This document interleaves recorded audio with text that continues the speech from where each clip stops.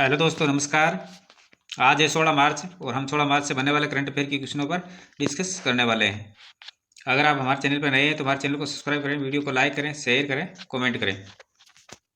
चलिए, आज का पहला क्वेश्चन है, हाल ही में भारत सरकार के किस मंत्रालय ने प्रधानमंत्री युवा लेखक मेंटरशिप योजना यानी PM युवा 3.0 की शुरुआत की है? तो किसने की है?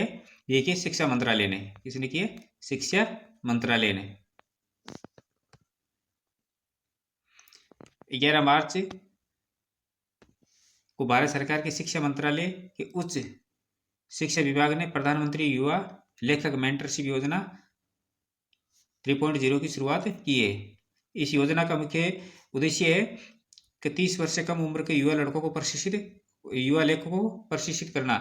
इसे युवा लेखक भारत में पठन पाठन और पुस्तक संस्कृति को बढ़ावा देने के साथ साथ भारतीय साहित्य को वैश्विक मंच प्रदान कर सके।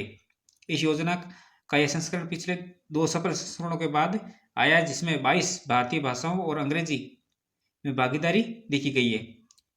इस योजना की क्रियान्वयन एजेंसी नेशनल बुक ट्रस्ट यानी NBT है। अब बात करें NBT की, तो इसकी स्थापना 1 अगस्त 1957 को हुई थी और इसकी स्थापना भारत के पहले प्रधानमंत्री पंडित जवाहरलाल नेहरू ने की थी और इसका मुख्यालय दिल्ली के अंदर है और भारत सरकार के शिक्षा मंत्रालय के अंतर्गत आता है और ये एक स्वायत्त निकाय है। नेक्स्ट क्वेश्चन है, हाल ही में गंगा संरक्षण पर अधिकृत कार्य बल की 14वीं बैठक का आयोजन कहाँ किया गया है? तो ये किया गया नई दिल्ली के अंदर। कहाँ किया गया है? नई दिल्ली के अंदर।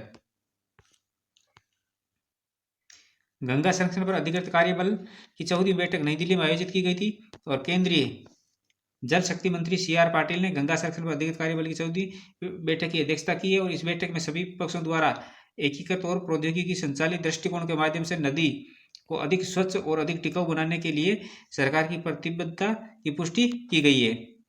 इस बैठक में GIS लेयर और डैशबोर्ड का शुभारंभ किया गया है, जो डेटा संचालित संरक्षण प्रयासों के अंतर्गत वेटलैंड की वैज्ञानिक और तत्क्षण निगरानी के लिए एक आधार के रूप में काम करेगा। हाल ही में 12 मार्च 2025 को किस सदन में तेल क्षेत्र नियामक और विकास संशोधन विधेयक 2024 पारित कर दिया गया है? तेल क्षेत्र नियामक और विकास संशोधन विधेयक 2024। तो ये क्या है? लोकसभा के अंदर। कहाँ किया गया है? लोकसभा के अंदर पास कर दिया गया है। 12 मार्च 2025 को लोकसभा में तेल क्षेत्र नियामक और विकास संशोधन विधेयक 2024 पारित कर दिया गया। केंद्रीय पेट्रोलियम एवं प्राकृतिक गैस मंत्री हरदीप सिंह पुरी ने तेल क्षेत्र नियामक और विकास संशोधन विधेयक 2024 लोकसभा में अंदर पेश किया था और यह विधेयक 3 दिसंबर 2024 को राज्यसभा द्वारा पारित किया गया था। और इस विधेयक का उद्देश्य है कि वर्तमान में जरूरतों और बाजार की स्थितियों को पूरा करने के लिए कानूनी ढांचे में सुधार करना है। ये विधेयक भारत के लोगों के लिए ऊर्जा की उपलब्धता, पहुंच, सामर्थ्य और सुरक्षा सुनिश्चित करने के साथ ही 2047 तक विकसित भारत के सपने को पूरा करने में महत्वपूर्ण भूमिका निभाएगा। नेक्स्ट क्वेश्चन है, हाल ही में कौन सी राज्य सरकार राज्य की 3 हेरिटेज इमारतों को होटल के रूप में विकसित करने के निर्णय लिया है? कौन सी राज्य सरकार राज्य की 3 हेरिटेज होटलों को होटल के रूप में विकसित करने का निर्णय लिया है? तो ये लिया है उत्तर प्रदेश सरकार ने। किसने लिया है? उत्तर प्रदेश सरकार ने। 12 मार्च को उत्तर प्रदेश सरकार राज्य की 3 हेरिटेज इमारतों को होटल के रूप में विकसित करने का निर्णय लिया है।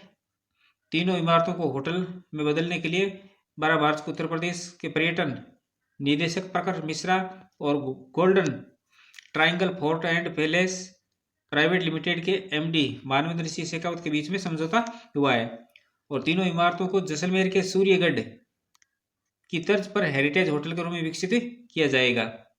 ये 3 हेरिटेज इमारत है। लखनऊ में रोशन उद्दौला और 76 मंजिल और मिर्जापुर जिले में चुनार किला।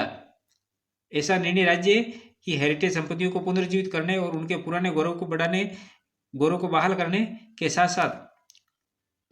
साथ राजस्व को बढ़ाने के लिए भी किया गया है।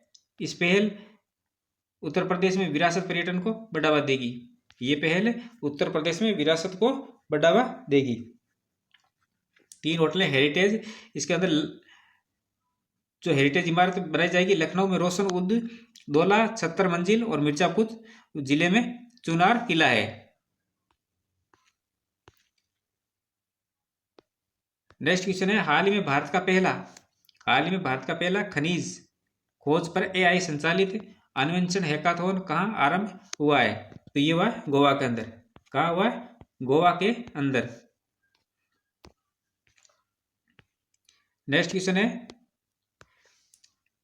13 मार्च को भारत का पहला खनिज खोज AI पर संचालित अन्वेषण हैकाथॉन गोवा के अंदर आरंभ हुआ है और केंद्रीय कोयला और खान मंत्री जी किशन रेड्डी और गोवा के मुख्यमंत्री डॉक्टर प्रमोद सावंत ने AI संचालित अन्वेषण हैकाथॉन की शुरुआत की है। केंद्रीय कोयला और खान मंत्री जी किशन रेड्डी है और गोवा के मुख्यमंत्री डॉक्टर प्रमोद सावंत है। इस हैकाथॉन का उद्देश्य कृत्रिम बुद्धिमत्ता AI का इस्तेमाल कर खनिज पदार्थों की खोज करना है। यह हैकाथॉन भारत में अप्रयुक्त, महत्वपूर्ण और गहरी खानों की खोज और खनिज संसाधन उत्खनन की दिशा में महत्वपूर्ण सुधार है। नेक्स्ट क्वेश्चन है, हाल ही में भारत और किस देश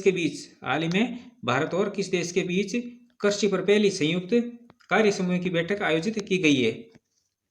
भारत और किस देश के बीच कृषि पर पहली संयुक्त कार्य समूह की बैठक आयोजित की गई है? तो ये की गई है भारत और चिली के बीच।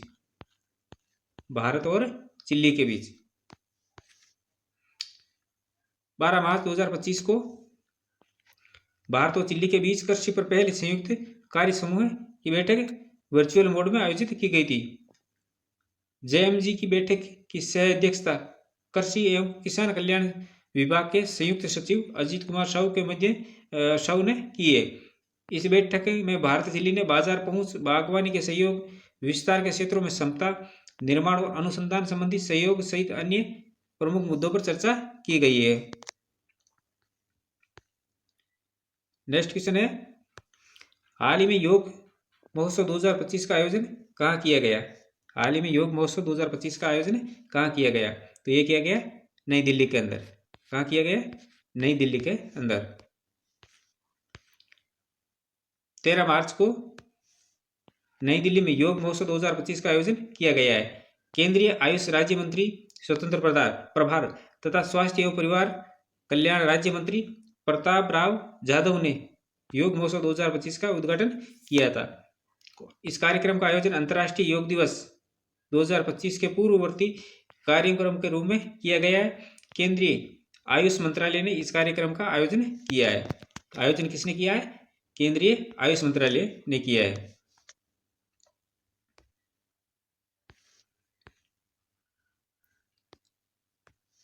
हाल ही में राष्ट्रीय स्वच्छ वायु कार्यक्रम पर नेशनल कॉन्फ्रेंस का आयोजन कहाँ किया गया? राष्ट्रीय स्वच्छ वायु कार्यक्रम पर नेशनल कॉन्फ्रेंस का आयोजन कहाँ किया गया? तो ये किया गया गोरखपुर के अंदर। कहाँ किया गया? गोरखपुर के अंदर। 11 से 13 मार्च 2025 तक गोरखपुर में राष्ट्रीय स्वच्छ वायु कार्यक्रम पर नेशनल कॉन्फ्रेंस का आयोजन किया गया। कॉन्फ्रेंस में कार्बन उत्सर्जन को न्यूनतम स्तर पर लाने और पर्यावरण संरक्षण के लिए प्रौद्योगिकी और जन जागरूकता के समन्वय पर जोर दिया गया है। इस कॉन्फ्रेंस में ही साल 2027 तक गोरखपुर को खुले में कचरा जलाने से मुक्त करने के लिए सही रणनीति तैयार करने पर भी चर्चा की गई है। गोरखपुर नगर निगम और WRI इंडिया के संयुक्त प्रयास से इस कॉन्फ्रेंस का आयोजन किया गया है। नेक्स्ट क्वेश्चन है, हाल ही में किस क्रिकेटर खिलाड़ी को तीसरी बार ICC player of the month award से नवाजा गया है? हाल ही में किस क्रिकेटर खिलाड़ी को तीसरी बार ICC player of the month award से नवाजा गया है? तो ये है शुभमन गिल को। किसको? शुभमन गिल को। 2018 अंडर 19 वर्ल्ड कप में प्लेयर ऑफ द टूर्नामेंट भी रह चुके हैं। भारतीय बल्लेबाज शुभमन गिल को इंडियन क्रिकेट काउंसिल यानी आईसीसी में player of the award month award से इनको सम्मानित किया गया। उन्होंने ऑस्ट्रेलिया के स्टीव स्मिथ और न्यूजीलैंड के ग्लेन फिलिप्स को पीछे छोड़कर यह अवार्ड हासिल किया है। गिल का यह तीसरा player of the month award है। इससे पहले 2023 में उन्होंने जनवरी और सितंबर में इसे जीता था। साल 2013 और 14 और 15 में बीसीसीआई का बेस्ट जूनियर क्रिकेटर अवार्ड का अवार्ड भी मिला है। और जसप्रीत बुमराह ने ICC player of the month award भी अपने नाम किया था, इनको भी मिला हुआ है। नेक्स्ट क्वेश्चन है, विश्व जल दिवस कब मनाया जाता है? प्रत्येक वर्ष विश्व जल दिवस कब मनाया जाता है? तो ये मनाया जाता है 22 मार्च को। कब मनाया जाता है? 22 मार्च को।